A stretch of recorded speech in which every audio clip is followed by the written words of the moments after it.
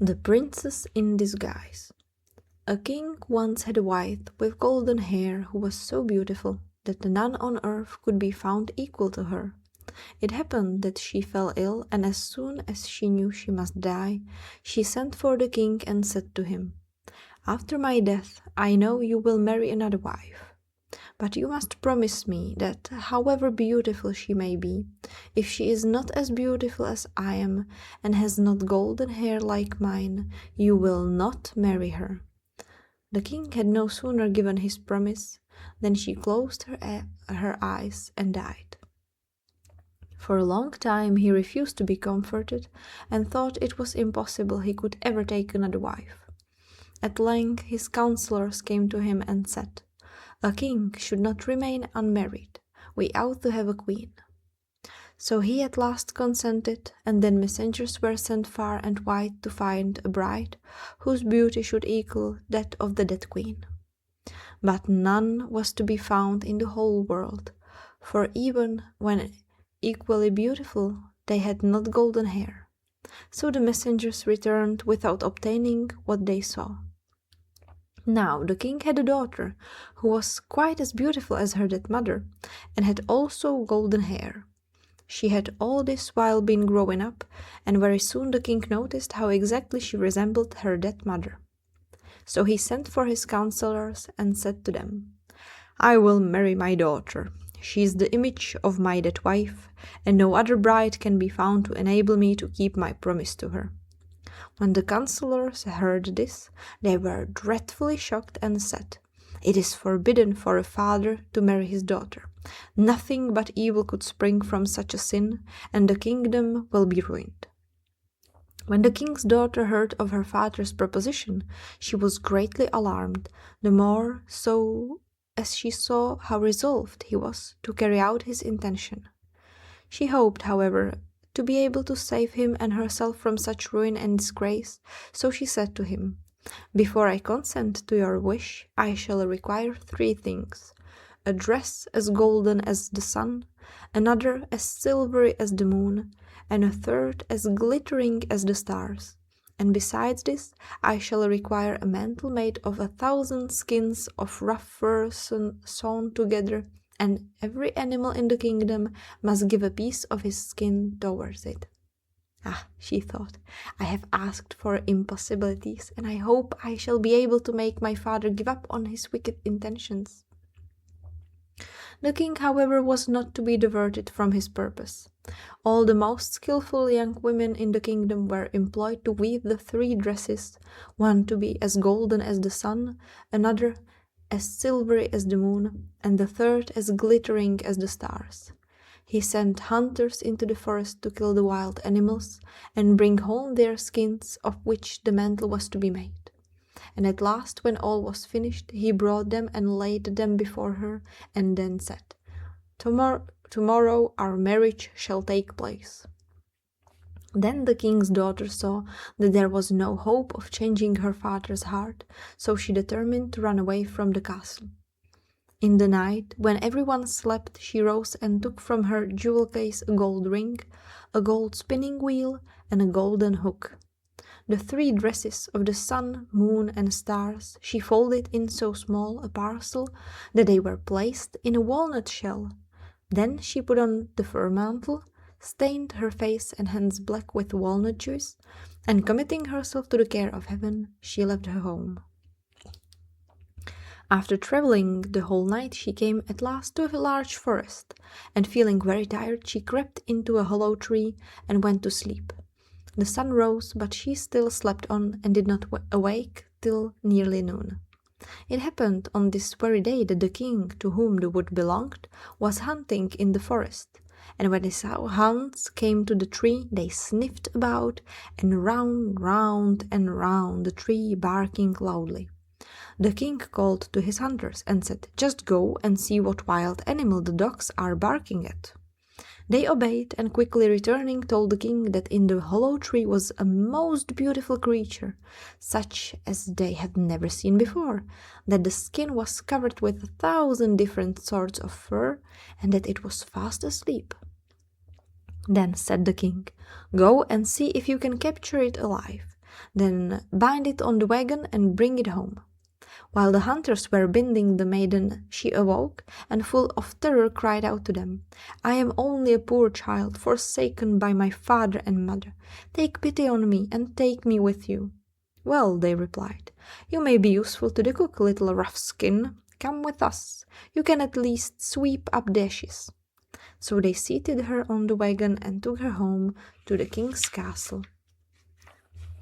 They showed her a little stable under the steps where no daylight ever came, and said, "Roughskin, here you can live and sleep." So the king's daughter was sent into the kitchen to fetch the wood, draw the water, stir the fire, plug the fowls, look after the vegetables, sweep the ashes, and do all the hard work. Poor Roughskin, as they called her, lived for a long time most miserably, and the beautiful king's daughter knew not when it would end or how. It happened, however, after a time that a festival was to take place in the castle, so she said to the cook, "May I go out for a little while to see the company arrive? I will stand outside the door." "Yes, you may go," he replied, "but in half an hour I shall want you to sweep up the ashes and put the kitchen in order." Then she took her little oil lamp, went into the stable, threw off the fur coat, washed the nut stains from her face and hands, so that her full beauty appeared before the day. After this she opened the nutshell and took out the dress that was golden as the sun, and put it on. As soon as she was quite dressed, she went out and presented herself at the entrance of the castle as a visitor. No one recognized her as Roughskin. They thought she was a king's daughter, and sent and told the king of her arrival.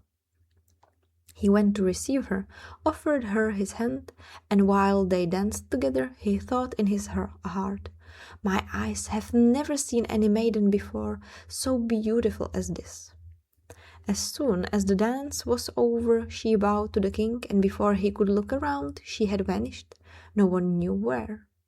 The sentinel at the castle gate was called and questioned, but he had not seen anyone pass. But she had run to her stable, quickly removed her dress, stained her face and hands, put on her fur coat, and was again Roughskin. When she entered the kitchen and began to do her work and sweep up the ashes, the cook said, "Leave that alone till tomorrow. I want you to cook some soup for the king. I will also taste a little when it is ready. But do not let one of your hairs fall in, or you will get nothing to eat in future from me." Then the cook went out, and Roughskin made the king's soup as nicely as she could, and cut bread for it, and when it was ready, she fetched from her little stable her gold ring, and laid it in the dish in which the soup was prepared. After the king had left the ballroom, he called for the soup, and while eating it, thought he had never tasted better soup in his life. But when the dish was nearly empty, he saw to his surprise a gold ring lying at the bottom, and could not imagine how it came there. Then he ordered the cook to come to him, and he was in a terrible fright when he heard the order. "You must certainly have let a hair fall into the soup. If you have, I shall thrash you," he said. As soon as he appeared, the king said, "Who cooked the soup?" "I cooked it," he replied. "That is not true," said the king. "This soup is made quite differently and much better than you ever made it." Then the cook was obliged to confess that Roughskin had made the soup. "Go and send her to me," said the king. As soon as she appeared, the king said to her, "Who art thou, maiden?"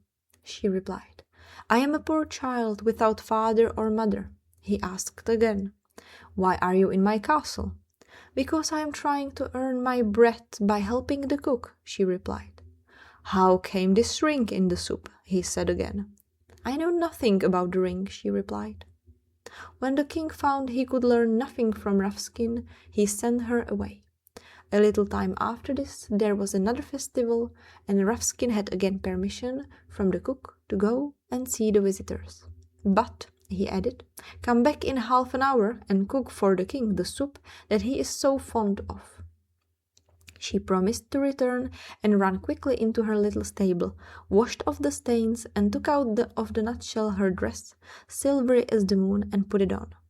Then she appeared at the castle like a king's daughter, and the king came to receive her with great pleasure. He was so glad to see her again, and while the dancing continued, the king kept her as his partner. When the ball ended, she disappeared so quickly that the king could not imagine what had become of her. But she had rushed down to her stable, made herself again the rough little creature that was called Roughskin, and went into the kitchen to cook the soup. While the cook was upstairs, she fetched the golden spinning wheel and dropped it into the soup as soon as it was ready. The king again ate it with great relish. It was as good as before, and when he sent for the cook and asked who made it, he was obliged to own that it was Roughskin. She was also ordered to appear before the king, but he could get nothing out of her, excepting that she was a poor child and knew nothing of the golden spinning wheel. At the king's third festival, everything happened as before, but the cook said, "I will let you go and see the dancing room this time, Roughskin, but I believe you are a witch, for although the soup is good and the king says it is better than I can make it, there is always something dropped into it which I cannot understand." Roughskin did not stop to listen. She ran quickly to her little stable, washed off her nut stains, and this time dressed herself in the dress that glittered like the stars. When the king came as before to receive her in the hall, he thought he had never seen such a beautiful woman in his life.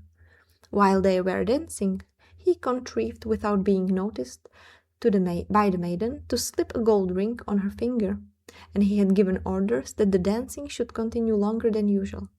When it ended, he wanted to hold her hand still, but she pulled it away and sprang so quickly among the people that she vanished from his eyes.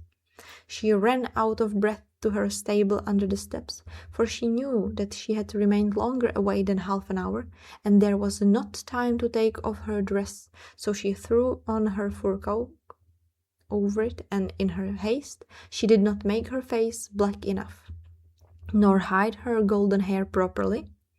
Her hands also remained white. However, when she entered the kitchen, the cook was still away, so she prepared the king's soup and dropped into it the golden hook. The king, when he found another trinket in his soup, sent immediately for Roughskin, and as she entered the room, he saw the ring on her white finger, which he had placed there. Instantly he seized her hand and held her fast, but in her struggles to get free, the fur mantle opened, and the star-glittering dress was plainly seen. The king caught the mantle and tore it off, and as he did so her golden hair fell over her shoulders, and she stood before him in her full splendor, and felt that she could no longer conceal who she was. Then she wiped the soot and stains from her face, and was beautiful to the eyes of the king as any woman upon earth. "You shall be my dear bride," said the king, "and we will never be parted again, although I know not who you are." Then she told him her past history, and all that had happened to her, and he found that she was, as he thought, a king's daughter. Soon after the marriage was celebrated, they lived happily till their death.